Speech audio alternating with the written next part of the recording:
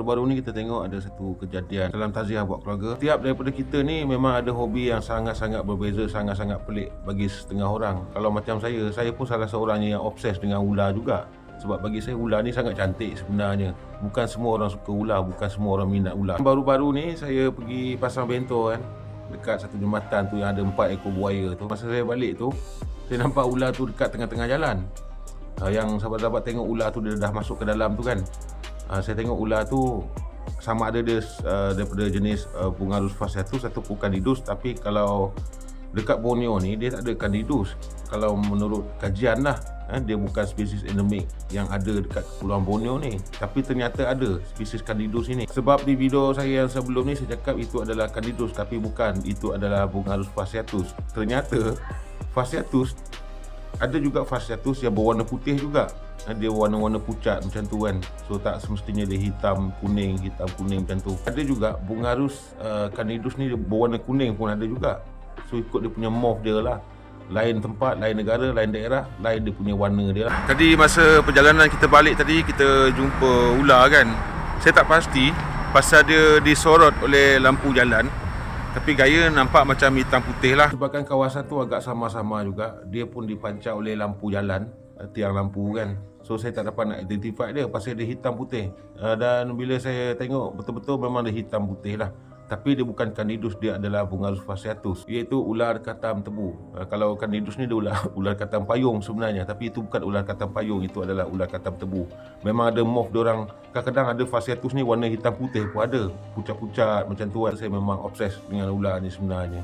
Tapi sangat susah nak jumpa. Walaupun saya naik scrambler, saya jalan-jalan dekat hutan-hutan sawit ni kan. Najas sumatrana ataupun spitting cobra, itu pun dah kena langgar, dah kena lenyek dah. Saya jumpa 2 ekor, mungkin diorang tengah mating ataupun mengawan lah, membiak kan. Saya jumpa pun banyak yang dah mati. Kadang-kadang lisodon ada juga yang berwarna, apa ni orang kata, berwarna macam seakan-akan ular katam payung juga, hitam putih, tapi dia tak berbisa sebenarnya. Jadi ular ni memang kena kaji betul-betul, kena tahu dia punya physical anatomi dia seperti apa, dia punya morph, dia punya warna dia punya corak dia. Memang kita kena belajar betul-betul untuk kita identify ular. Saran saya, walaupun kita ni bukan semua orang boleh ingat sebenarnya mana yang berbisa, mana yang tak berbisa, tapi senang cerita lah. Kalau jumpa ular ni jangan cuba nak kendalikan. Contoh saya ada seorang sahabat saya, dia yang tunjuk pada saya. Dia kata, bro ada ni lah ular sekian. Dia kata boleh pegang tu, dia kata boleh pegang, tengok ular apa. Rupanya ular daripada jenis Borneo Killet Green Pig Viper ataupun Tropidolemus subordinatus. Payah nak sebut nama dia.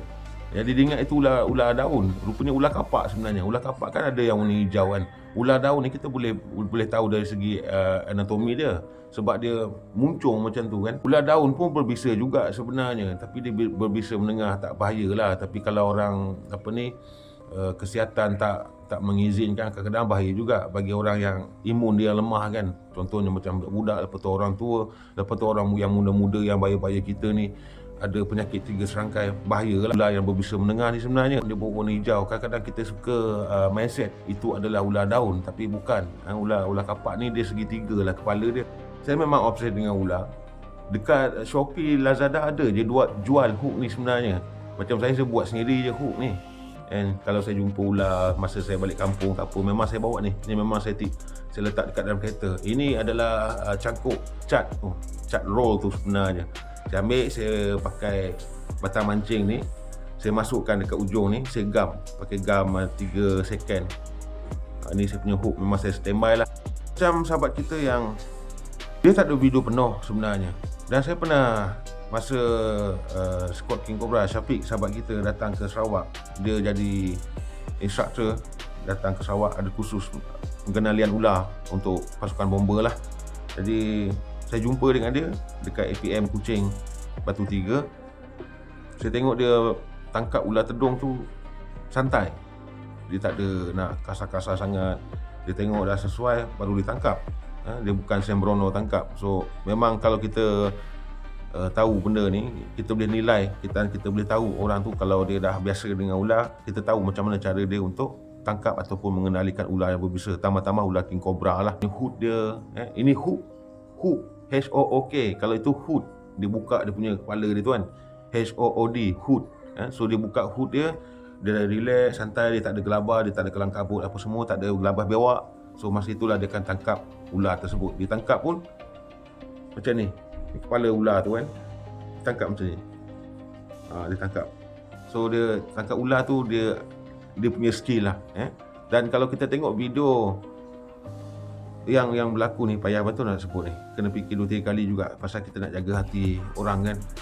Dia bukan sembrono. Di mana yang saya cakap, tak ada video penuh. Yang video kita tengok dekat laporan-laporan daripada berita-berita ni kan, kita tengok macam tangkap buaya. Ditangkap, dia pakai dah sarung tangan, tapi tak tahu masa bila dia kena gigit dengan ular tu, kita pun tak tahu kan. Adakah dia digigit oleh ular tu masa dia pakai sarung tangan tu, kita tak pasti. Tapi cara dia tangkap ular tu memang okey, baik. Di dalam video itu adalah spesies Ophiophagus bungarus. Sebelum ni orang panggil semua king cobra ni dengan panggilan Ophiophagus hana. Dia Ophiophagus hana ni dia lain lagi, dia punya corak dia. Kalau kita dekat Malaysia ni paling familiar warna yang warna emas-emas, warna coklat-coklat macam tu kan. Itu memang Kepulauan Borneo pun ada juga. Itu adalah spesies Ophiophagus bungarus. Tak kisahlah daerah mana pun, negara mana pun, semua orang panggil dia Ophiophagus hana. So lebih kurang dalam tahun 2024 itu 16 Oktober, dia telah dipecahkan kepada 4. Salah satunya adalah Ophiophagus hana, itu yang pada mulanya lah. Kemudian yang kedua adalah Ophiophagus bungarus. Itu memang familiar dekat Malaysia lah, Malaysia Barat dan juga di Malaysia Timur memang ada spesies inilah. Kemudian adalah Ophiophagus kalinga. Okey, Ophiophagus kalinga ni populasi dia boleh ditemui di barat daya hutan India lah. Kemudian ada Ophiophagus savatana. So Ophiophagus savatana ni populasi dia boleh ditemui di Pulau Luzon dekat Filipina sana. Kita tak nak cerita yang mana-mana apa yang dah berlaku sekarang ni kan. So kalau digigit oleh ular yang berbisa ni, sepatutnya SOP dia macam mana? Apa yang patut kita buat selepas kita digigit oleh ular yang berbisa? Sepatutnya kita kena sekat aliran tu. Misalnya kita digigit dekat sini, tak kisahlah di bahagian mana pun, so kita akan ikat di bahagian tu untuk mengelakkan bisa itu menular tau. Jadi kita lambatkan proses penularan bisa itu dalam badan kita. Memang ada orang kata kita kena santai, jangan kelang kabut, jangan berlari, kena relax apa semua kan, untuk melambatkan penularan bisa tersebut kan. Tapi dalam pada masa yang sama kita jalan, cuci tangan, pergi sini, pergi situ apa semua kan. So kita dalam pada masa yang sama kita telah membenarkan bisa itu untuk menular di dalam badan kita sebenarnya. So benda ni adalah basic lah. Kita tahu bisa itu seperti apa, bisa neurotoksin, sitotoksin, hemotoksin itu apa kan. Penting sekali adalah kita sekat tempat yang digigit tadi tu. Kita sekat untuk melambatkan penularan bisa itu. Jangan cakap banyak, jangan pergi mana-mana dah, jangan nak tunjuk kita ni susah lah. Jangan nak tunjuk yang apa-apalah. Kita dah digigit ni, jangan buang masa lagi, terus pergi ke hospital. Tak pandai mana, tak pakar mana, kadang-kadang saintis pun mati juga digigit buaya, mati juga digigit singa kan, dibaham singa kan. Jadi manusia ni dia ada batas-batas dia, dia ada limit-limit dia. Bukan selalunya kita hebat, kadang-kadang kita tumbang, kita sungkur juga, kita tak tahu kan. Sebab kita main dengan haiwan yang buas, haiwan liar, haiwan yang berbisa, tidak berbisa. Walaupun tidak berbisa sekalipun, ular itu tetap bahaya kepada kita. Misalnya ular sawa lah, ular sawa batik reticulate pattern kan, tetap berbahaya kepada kita juga. So apa-apa haiwan sekalipun, gajah ke, harimau kumbang ke, harimau belang, kita kena hati-hati. Walaupun kita dah expert, kita dah main dengan benda ni dah lama dah, ambil lah 10-20 tahun kan, dia ada kepakaran tertentu, ada kepakaran khusus yang bukan semua orang boleh kendalikan sebenarnya. Okay sahabat, dah begitu saja video kita untuk kali ni. Alright.